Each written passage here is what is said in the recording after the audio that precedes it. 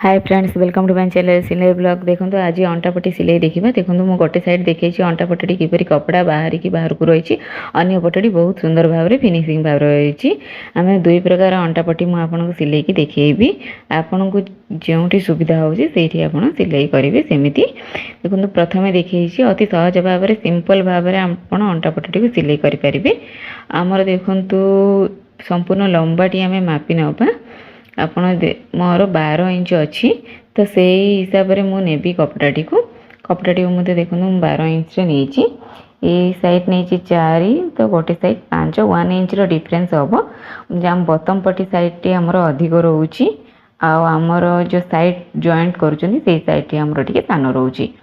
देखो मु प्रथमे ओलटा साइड दुईटी मुझे इंटू चिन्ह देदेली कपड़ा अस्त्र कपड़ा ओलटा साइड आउ मेन फैब्रिक रो ओलटा साइड को आमे भीतर पटे रखिकी दुईटी जाक कपड़ा को जॉइंट करने अस्त्र कपड़ा मेन फैब्रिक दुईटी जाकर ओलटा साइड आमर भीतर साइड रहीगला।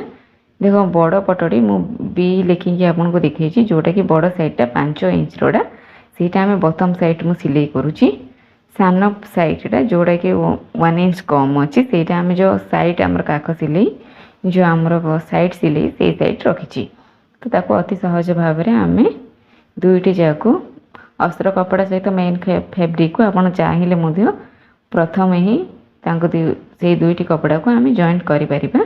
जदि एक्सपीरियंस अच्छी ताले दुईटी जाक कपड़ा को एकातर के धरिकी आमर जो ब्लाउज कटोरी ब्लाउज अच्छी तो से सहित आम जॉइंट करना।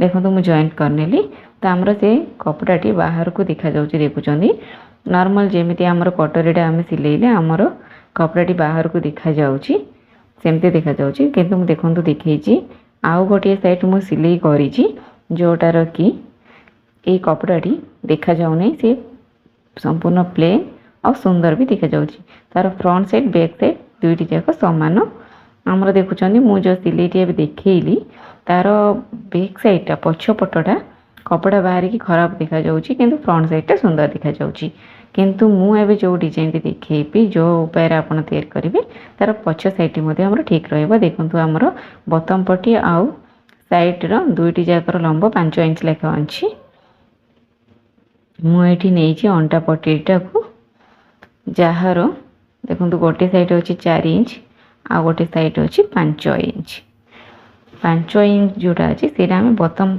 पट्टी साइड ताको लगेबा जोटा आमर टिके स्थान अच्छी ताको आमे जो आमर साइड सिलाई से साइड रखिबा। प्रथमे हम दुईटी जाक कपड़ा को एका संगे जॉइंट करिकी गट समान साइज रे काटी नेली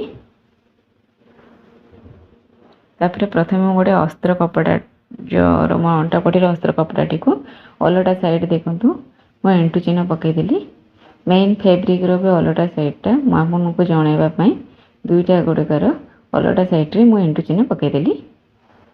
प्रथमे मेन फैब्रिक को ओलटा साइडटा आमर मेसिन ऊपर रखिबा देखुचंदी आपण देखि पारचंदी किपरि मु प्रथमे मेन फैब्रिक तापर आमर डबल कटोरी ब्लाउज ता ऊपर अस्त्र कपड़ा को मु रखिकी कपड़ाटी को सिलाई करनेली।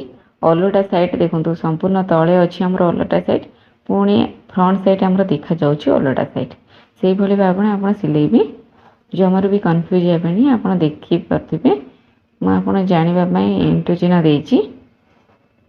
देखंतु एबे सहज रे आमे सिलाईटी पकै नबा जो आमर ए जो हम प्लीट टी देइथिली डबल कटोरी ब्लाउज रो ए जो छोटो प्लीट टी हाफ इंच रो देइथिली ताको एमती छोटिया गोटे फोल्डिंग करिकी आमे सिलाई करनबा जहा द्वारा कि आमर पॉप टी कोनोसी प्रॉब्लम होबनी पॉप टी री। देखो तो मैं आपन को अति पाखर देखौची ताको टिके फोल्डिंग करिकी आमे जेतेबेले भी सिलेइबा संपूर्ण तीनोटी जाक कपड़ा को अस्त्र कपड़ा तापर हमर ब्लाउज कपड़ा तापर हमर मेन फैब्रिक तीनोटा को साइज रे झिकी के हम सिलाईटी पकेले हमर सिलाईटी भी पड़ी गला। देखो ओलटा साइड जो अछि ए साइड ओलटा दुईटी जाक ओलटा हमर मझी रे रही गला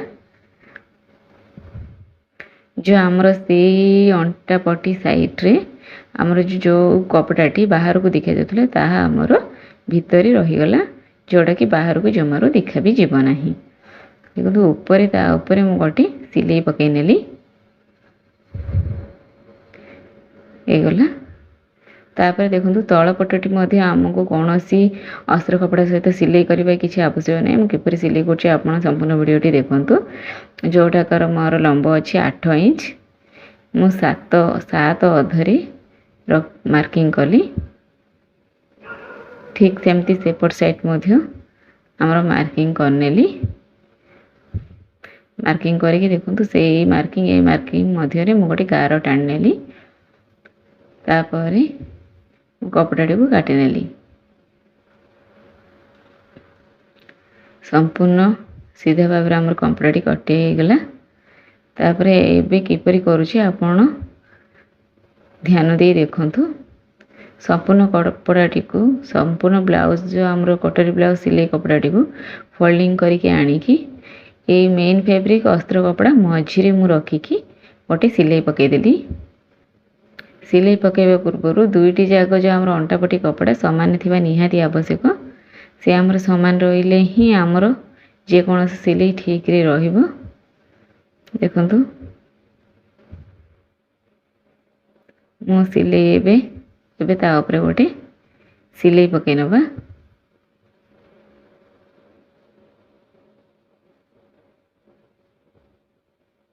ଭଲ ଭାବରେ ଜଏଣ୍ଟ କରିକି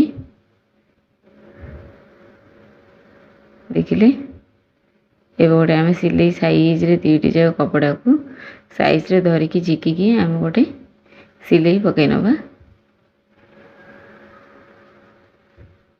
ଆପଣ ଚାହିଁଲେ ଡବଲ ସିଲେଇ ମଧ୍ୟ ପକାଇ ପାରିବେ।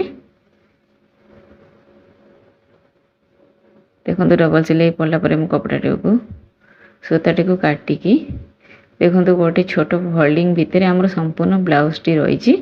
ତାକୁ ଏବେ ଆମେ ଝିକିକି ବାହାର କରିବା।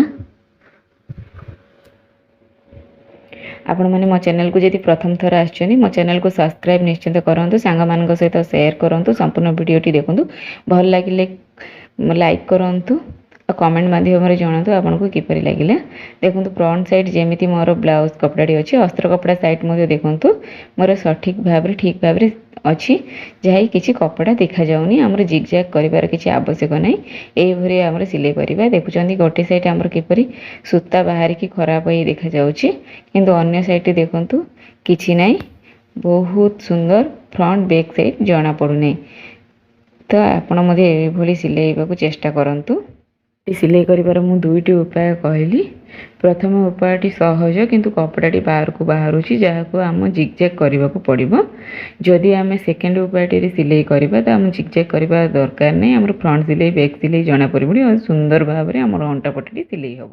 ପୂର୍ଣ୍ଣ ଭିଡ଼ିଓଟି ଦେଖିଥିବା ଯୋଗୁଁ ଧନ୍ୟବାଦ।